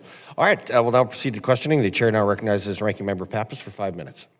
Thank you, Mr. Chairman. I want to thank our panelists for their testimony today. I think it's all important for us to consider as we think about how we match up the skills and potential of our veterans who are being separated from service with the opportunities that are out there and the need in so many critical sectors of our economy. And I appreciate the work that you're all doing and how you're bringing together education and labor and the private sector to help solve this problem and to help make sure our veterans have everything they need to thrive. Mr. Bostic, if I can start with you, I want to thank you for what you've put on the table here today and talking a little bit more about your military hiring program that you stood up. Sounds like you did it in a way that provided the best opportunity for veterans to have access to it.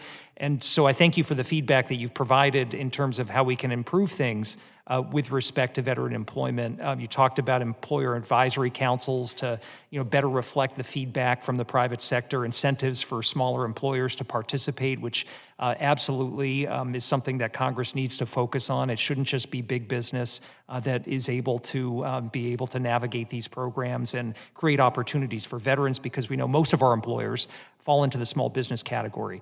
But I just want to see if I could get a little bit more detail from you on this central portal idea that you had. There are so many different programs out there with overlapping points of contact and employment coordinators with responsibilities that overlap with each other.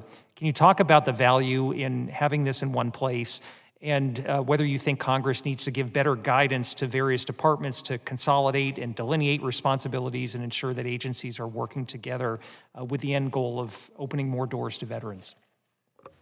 Certainly, and thank you for the question. Yes, absolutely, a centralized portal, some single point of communication that streamlines exactly what benefits a veteran qualifies for or what benefits an employer would qualify for would be extremely helpful. It kind of mirrors how I run the program with our military hiring program. We're the single point of contact for the veterans and the service members that come to us, as well as the dealers. We don't get too heavily involved within the specific benefits. I'm just the matchmaker between the veterans, service members, and the dealerships. But that process of having somebody that knows there's one phone call they can make, there's one email address they can send an email off to, or one website they can go to and get a single point of information is extremely helpful. Well, thanks very much for your feedback. Mr. Ham, if I can turn to you, thanks as well for talking a little bit about the career development focus that your company has had, and appreciate you relating some of the feedback from the American Trucking Association and talking about some of the legislation that we've considered and hopefully will consider soon to cut red tape and help more veterans secure employment in the trucking industry. And I thank the ATA for supporting that legislation. Has the ATA seen any impact on a bill that we already passed and was signed into law last year, the Veteran Improvement Commercial Driver's License Act? And do you have any recommendations on other steps Congress should be taking to pay close attention to this issue in terms of implementation? I thank the ranking member for his question. We've already seen impact across, especially agencies that have multiple locations across multiple states.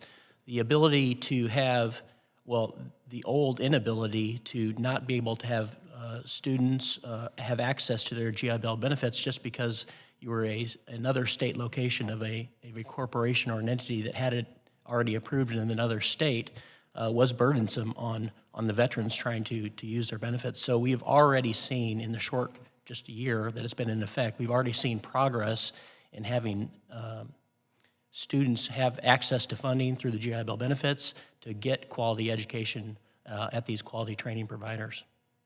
Well, thanks for that feedback. That's important. Mr. LaBarbera, if I can talk to you a little bit about CDL as well.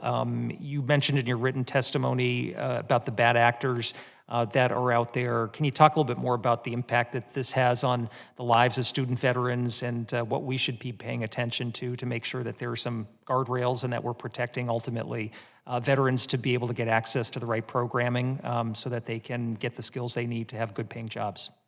Yes, thank you. So anywhere where somebody can gain a few dollars, I feel there are people out there that will do that. And there's all these programs where they'll bring a veteran in, they'll spit them out with a license, and then you're on your own. That's not what we do as the Teamsters and the programs that we work with, is you come in with us, we train you, and then you go into a good career that has sustaining for your family and medical benefits, and to be able to provide for your family for your whole life. Thanks very much. I yield back. The gentleman yields. The chair now recognizes Mr. Subcommittee from Arizona. Thank you, Mr. Chairman. Mr. Grant, welcome. Thanks for being here, sir. With Universal Technical Institute's headquarters and major campus being in Arizona, you connect firsthand with veterans that are looking for technical and vocational training programs. We talked a little bit about in the previous panel on the demand and the interest from veterans being way higher on the four-year degree versus some of these vocational programs that, quite frankly, they're in a higher need. I was kidding around in the last panel than any of the other maybe professions out there, more on the technical side. But yet we see a 3.5% or so of the interest in that. That's a challenge that I think we need to take as a society overall to say, how do we promote that more, especially among our veterans that I think are eager to get in there. Most of the people that go to these programs graduate debt-free, and they start making a good living, definitely more than what I was making with a bachelor's degree in political science right after college, and with student loan debt as well. Sure. So I'm trying to get a gauge here. What policy or administrative barriers impede veterans from enrolling in technical programs like this one, and how can Congress help expand access to high-wage technical careers? Sure. What a great question, and it's come up a couple of different times in the conversations here. So I'm glad it's part of the conversation. First of all, the Vets Opportunity Act, HR 1458, starts to address some of the barriers that currently stand in the way of people picking these sort of careers. I think the best way to think about it is from sort of a high level. You're coming out of the military and you want to access your GI Bill. You can either go to a four-year school, or you could go to a technical school, but not every technical school, and not every program in every technical school, and not every technical school that has hybrid or online programs. Which one sounds easier for you to make a decision about? Yeah, no, I agree. So can you tell me why that is? Well, because it's the way the statutes are written. So the statutes are written that only certain technical programs apply? Taught certain ways, and certain accredited institutions can go.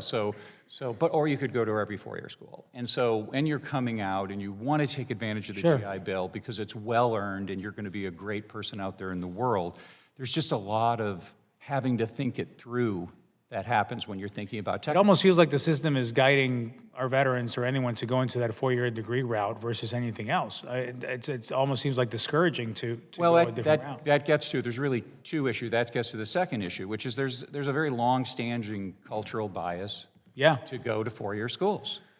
And we have 153 career counselors on high school campuses. There are hundreds of high schools that will not allow our students, our career counselors on their campuses because they don't want their kids to go to technical schools.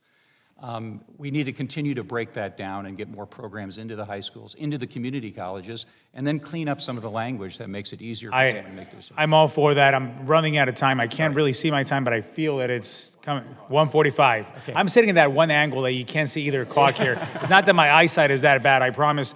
But I want to continue this conversation with you. You know, we had a veteran, actually, a plumber that came over to our house.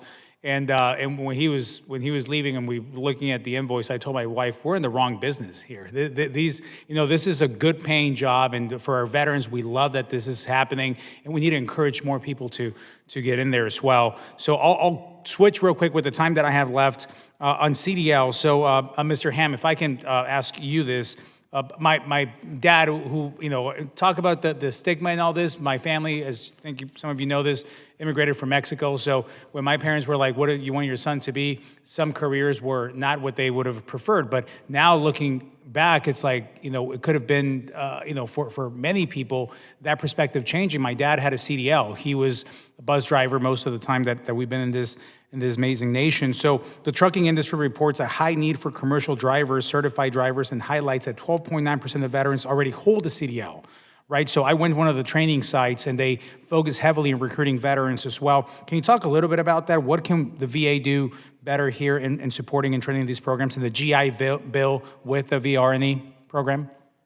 I can't really speak specifically to the VRNE, but I can tell you that interest in the supply chain, interest in commercial driver's license is not just it's a security issue. It's a national security issue. This is an area that we have to spend money on. We have to focus on. I think, multiple people on the panel have talked about SIMVOS and the appropriate nature in which we fund. The gentleman's time has expired. The chair now recognizes Mr. Ramirez from Illinois. Thank you from the great state of Illinois. Thank you, Chairman. And I want to thank all of you for being here with us today. Really appreciate the work that you do to ensure that our veterans are getting good, paying, living wage jobs so that they can retire with dignity. Look, the work that we do in this committee is incredibly important. And frankly, it's our responsibility to ensure that we're safeguarding and protecting the full benefits our veterans earn and deserve. And access to quality education is one of those promises we've made to veterans, and it's our job every single day to deliver for them. However, in recent years, student veterans have been targeted by bad actors, folks who are seeking to enrich themselves by exploiting veterans' GI Bill benefits. I find that unacceptable. I've been talking about it since I got here to Congress 3 years ago. Veterans should be able to choose an educational program that meets their needs while being confident that their choice is going to result in high-quality education that ultimately results in good, paying jobs. When a student veteran is defrauded by bad faith actors, it's only the right to be able to have a recourse to restore their GI Bill benefits. And that's why almost 3 years ago, I introduced the Student Veteran Benefits Restoration Act of 2025. The bill would ensure that veterans who've been victims of fraudulent practices by predatory institutions of higher education receive the educational benefits that they were entitled to so they could actually graduate and get the jobs that they deserve. We actually passed this bill out of the House with bipartisan support and with a lot of support from the chairman here last Congress. So I want to make sure that I, for the record, note that I'm urging my colleagues to support the bill as a first step to protecting our veterans from this fraudulent behavior. Now, I want to talk about 2017. Congress made a deliberate decision to exclude non-degree independent study programs from GI Bill eligibility due to the rampant fraud and exploitation in non-degree independent study programs. Now, Mr. Grant, I wanted to ask you a question. What do you think, in your opinion, has changed now to justify allowing non-degree independent study programs to use the GI Bill benefits when we know that they're still being exposed to the same risks that we saw back then? What has changed for you?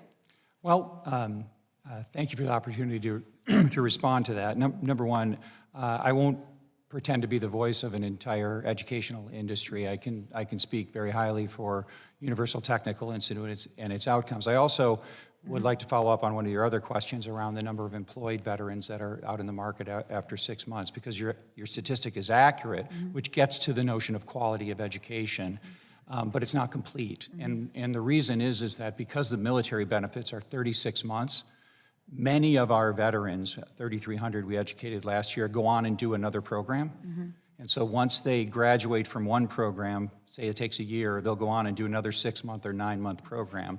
They don't get credit for going to school for that other program. Anyway, so we pride ourselves on our outcomes and the high degree of integrity around the industry alignment, and we're very proud of what we put out in the market in terms of veteran graduates. That's great.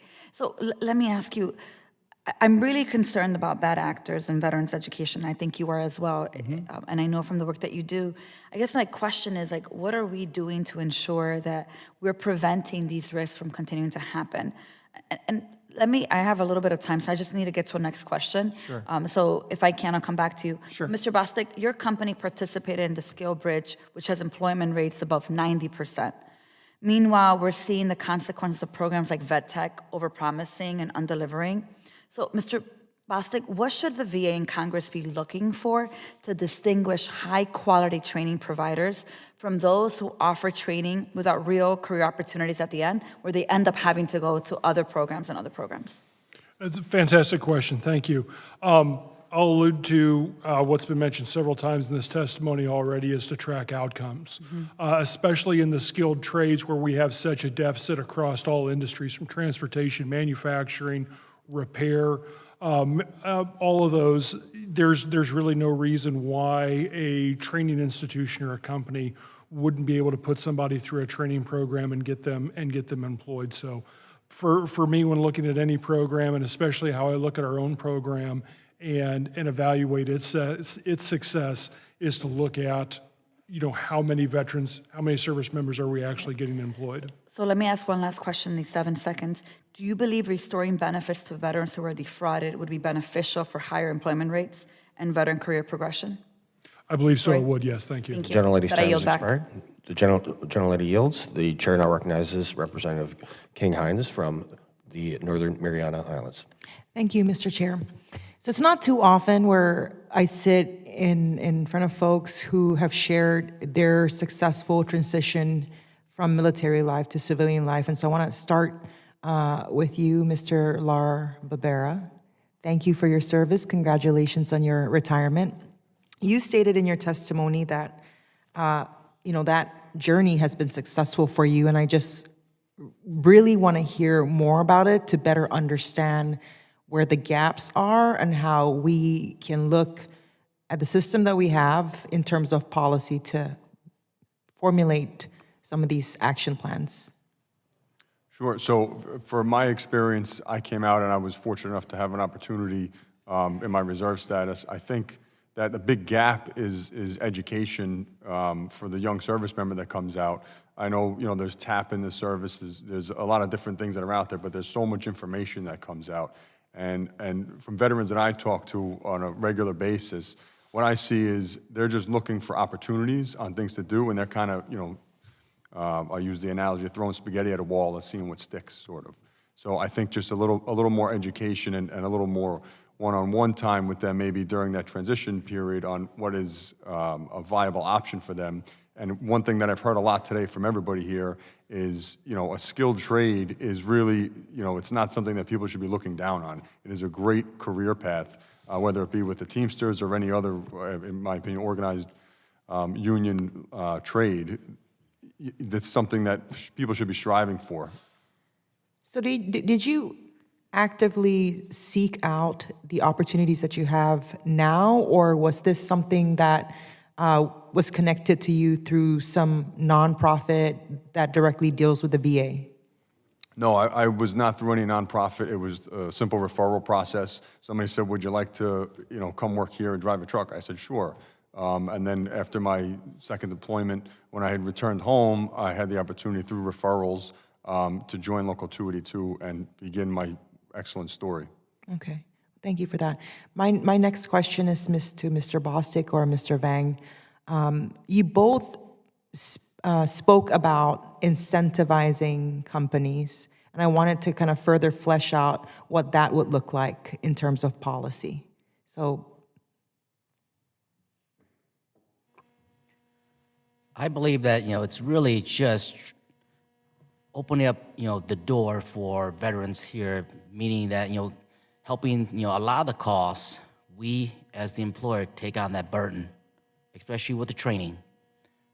For us at ORC, I do have tuition reimbursement program for our employees. But the goal here is getting them trained, getting them in, taking them through the process, and it costs a lot of money, from my time, all of the management time, to the training time, to the employer's time, to the lead person time. So, having incentive out there to help employers, especially when our budget is tight, okay. would be beneficial to open that door. What would that look like specifically? I mean, average, if you really look at it, cost of training is between $3,000 to $5,000 per individual, an employee. So, being able to, take on that burden with subsidies coming in would really, really help us expand that door for all of our veterans. Okay, I have about a minute left. Mr. Bostic, can you chime in on some of those suggestions that you stated during your testimony, specifically the incentive part? Yes, ma'am. I'll echo what was said earlier with one of the biggest upfront costs is training. Remarkably, very similar dollar figures on the equipment technician side. In addition to wages, the training is one of the largest upfront costs. We're able to discount, provide for free a lot of our internal training to service members. I know the dealerships that have hired our service members, they provide a lot of training up front as well. Several of our dealers will even sponsor veterans to go on to an accredited community college, an actual diesel tech program, and don't require the service members to use their own GI Bill benefits to do so. All right, thank you for that. I yield my time. The general yields. The chair now recognizes Mr. McGarvey from the great state of Kentucky. Thank you, Mr. Chairman. Mr. LaBarbera, I wanted to start with you today. You warned about predatory CDL programs targeting veterans. What safeguards should Congress put in place to make sure that the GI Bill funds only and supports high-quality training providers? I'm not sure I have an exact recommendation of what safeguards can go in place, but I think really looking at them, and if you look at, like I said before, something that leads into a career and not just a CDL program, I think, focusing the time and resources on that, I think would be beneficial. No, thank you. And Mr. Bostic, John Deere's Skill Bridge program has already shown how veterans can move straight into dealership careers when employers are directly involved. So building on that success, what should VA do to formalize employer advisory councils and make it easier for small businesses to take part in Skill Bridge? I don't have a good answer. Honestly, it's a complicated issue as far as getting the right people involved at the right time for the right purposes. And again, I do not have a ton of interaction with the VA benefits. As I said earlier, I would connect them with dealers. It's just in my own personal experience at trade shows or career shows or events similar to this one, when you have employers together talking about the gaps that they need filled, best practices, and especially when they have the year of legislatures in the same area, those sort of conversations foster a lot of change and a lot of growth. So anything along those similar lines would be beneficial. Thank you. And I think what you all are saying is what we want as well, right? Veterans don't just need programs, veterans need jobs. And we got to make sure that programs, even if they're well-intentioned programs up here, are actually leading to veterans getting jobs. We know that employer-focused pathways work. We know that short-term education programs need accountability. We know that there needs to be transparency from the VA, especially how they're implementing the Dole Act and Rudisill.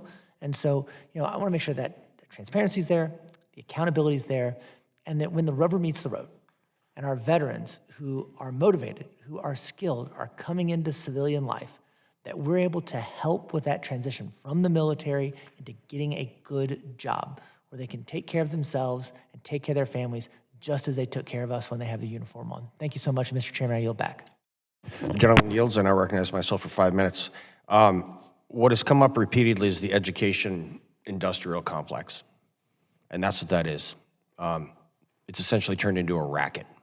Let's be honest. We got these kids going to school. They get out with hundreds of thousands of dollars worth of debt and zero ability to be employed. And that's just wrong, and it's got to stop. And, I guess I could say I have a complicated relationship with higher education because, we need to have these schools. But you got to remember, someone did go to a 4-year institution and then maybe for a couple extra years, and they got a master's in electrical engineering.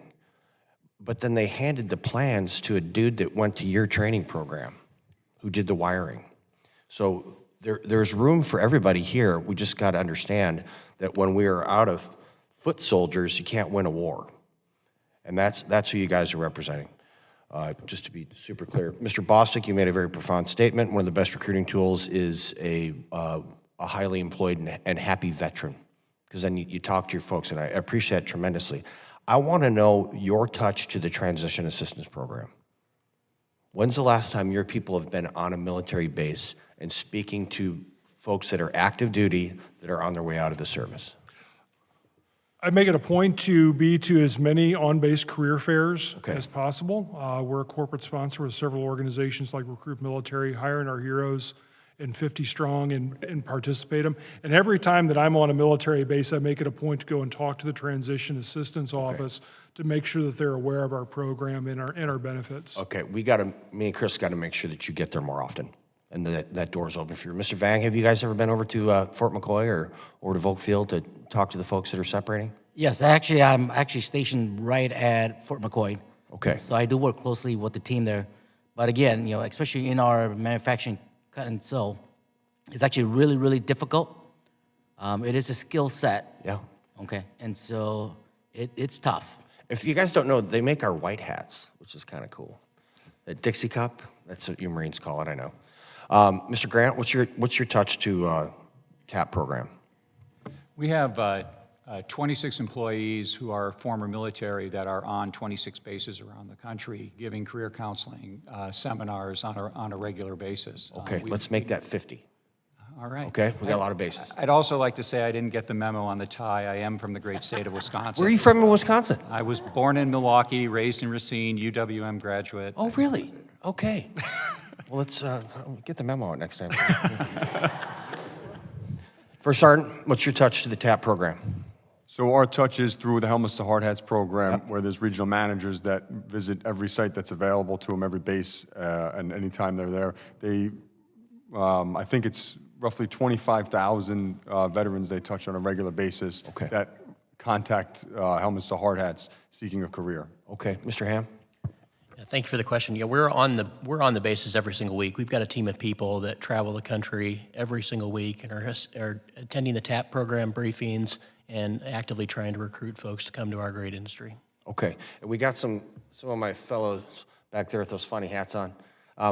We got to make sure that you guys are connected to our VSOs also. It's critically important. So we need the American Legion, we need the VFW, we need disabled vets. She's in the back corner hiding. From DVA, we got to make sure that you guys are connected. And as Mr. McGarvey said before he departed, it's about jobs. We have an issue with the Skill Bridge program. And we are trying to make sure, I mean, we've paid for this thing, and we're kind of getting the Heisman once in a while from the active duty component. So we're going to start working with those cats, because if we're not filling those billets, or if they're going to a certain pay grade, which they are, that's not okay. And so we'll be working, I'm also on the House Armed Services Committee, so we bring this up because we got to get those people into these programs that we have, because they're critically important. With that, I'm going to yield back. I want to thank you all for coming to discuss veterans employment. It's critically important, as I just said. It's clear that this is an invaluable program for our veterans, and something we need more guarantees for jobs for our veterans when they get out. I hope to continue working with Chris, my friend, and the rest of the committee to improve the administration of these approved apprenticeship programs and enhance them in the private sector and nonprofit sector to continue to help future generations. And with that, I'd like to yield back to Mr. Pappas for any comments you may have. Well, thank you, Mr. Chairman. I appreciate the witnesses all attending today and for your testimony. I know it takes a lot out of your day to be able to travel here, but we benefit from having your voice in this conversation. We need to be able to track skill growth, income, and career building within the industry long-term to truly see if these employment programs that we've been talking about today are successful for veterans. I took notice that almost all the written testimony contained references to TAP. Getting employment wrong, especially during a transition out of the military or between duty statuses for our National Guard and Reserve component service members, put the veteran and their family at risk for negative outcomes like housing insecurity, food insecurity, substance abuse, and suicidal ideations. That's why we need to ensure that veterans are protected from scams and programs that waste their time. TAP wasn't the subject of this hearing, but it's a crucial piece of this discussion. And so I hope to see improvements on the program in the upcoming NDAA, including a TAP curriculum for spouses and families. I was disappointed to read in the American Legion statement that the Department of Defense recently declined to meet with them on TAP, and I hope to continue rigorous oversight of that program with you, Mr. Chairman. Thank you very much for everyone's contributions, and I yield back. The gentleman yields. I ask unanimous consent that all members may have 5 legislative days to revise and extend their remarks and include extraneous materials. Without objection, so ordered. This hearing is adjourned.